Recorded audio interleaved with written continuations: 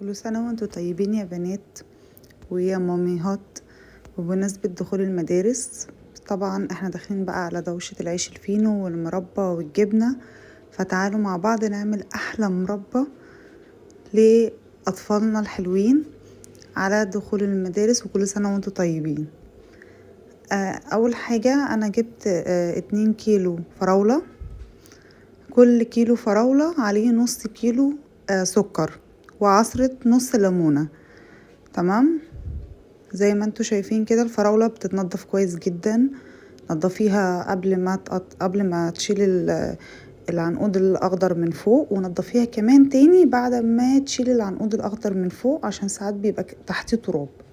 نضفيها كويس جدا، اغسليها مرة واتنين وتلاتة. وهنبتدي بقى نقطعها صغير صغير. تمام،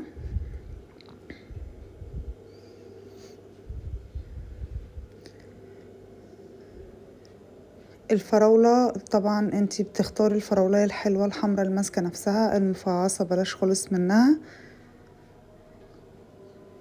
تمام، وحطي كده حسابك على حوالي 200 جرام زيادة. انا وزنتهم بعد ما نضفتها، لان طبعا الميزان قبل التنظيف حاجة وبعد التنظيف حاجة. لان قبل التنظيف طبعا بيبقى في واحدة مفعصة واحدة تعبانة، الكلام ده كله انا بشيله كله، وبعد كده بوزنها بعد التنظيف. وزودت بتاع حوالي 100 جرام كده عشان خاطر ايه، انا طبعا قاعدة باكلها وانا بقطع.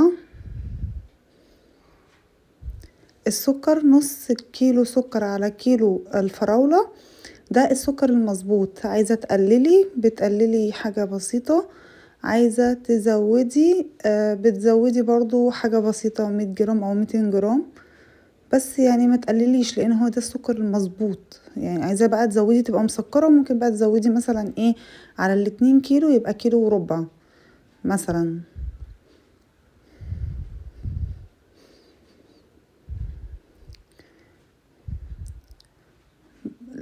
بعد ما بتقطعيها خالص هتجيبي بقى السكر بتاعك. بصي يا بنات، السكر وهو نازل كده تحسي ان زي ما يكون ايه انتي دخلتي على بياض التلج كده، حاجة خطيرة بجد على الفاكهة. وهي نازلة كان شكلها حلو جدا، والفاكهة شكلها حلو قوي.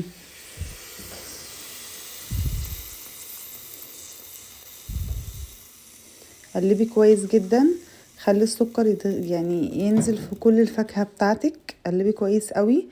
وبعد كده بعد ما بنعمل الخطوة ديت احنا بنسيبها من 6 ل7 ساعات في التلاجة لغاية لما تنزل ميتها، من 6 ل7 ساعات. تمام، انتي لما تيجي تسويها بقى سويها في حلة كبيرة شوية عشان خاطر الفراولة بتفور. تمام، اهو النار بتكون عالية عليها، مبتوطيش النار خالص لغاية لما بتغلي.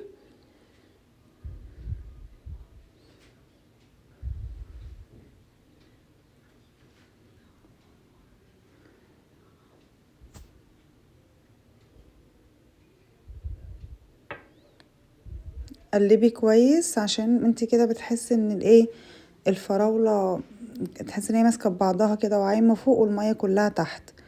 بعد ما بيغلي بتبتدي ان انتي تشيلي الريم. طول ما هو بيغلي بتبتدي ان انتي تشيلي الريم. بتعرفي امتى بقى ان هي استوت؟ لما بتبتدي تلاقي الفراولة فكت من بعضها وبقت مندمجة مع المية بتاعتها، كده بتعرفي ان خلاص بقى هي كده استوت. وبتبتدي تعصري عليها النص الليمونة، او ده لو كيلو، لكن لو كيلو يبقى ليمونة كاملة. تفضلي بقى تشيلي الريم.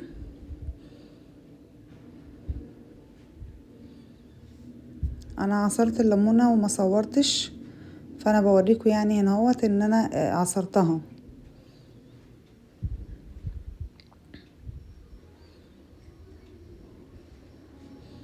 بصي كمية الريم اللي طلعت منها كمية ريم كبيرة جدا.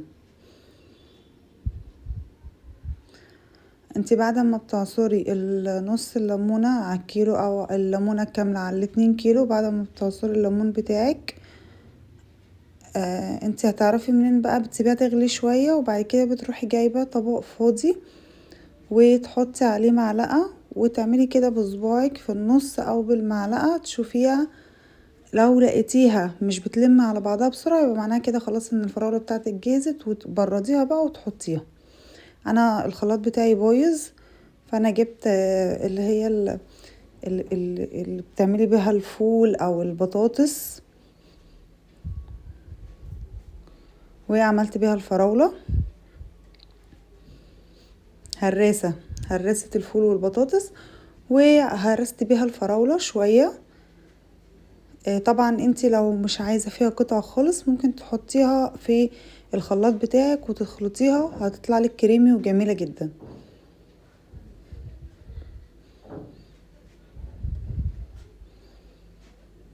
اهو هنا. بس الخطوة دي وانتي بتعمليها خليها تبرد شوية، والطبق لازم يكون جاف تامة، ما يكونش فيه نقطة مية ولا ايديك يكون فيها مية، عشان لو في مية نزلت عليه او كده هتحس ان انتي ما عملتيش اي حاجة. عسل، زبدة يا بنات، زبدة. الله اكبر ما شاء الله. انا عملت منهم 3 برطمانات من الحجم اللي انا ماسكاه دوت، مش البرطمان الصغير، البرطمان الكبير.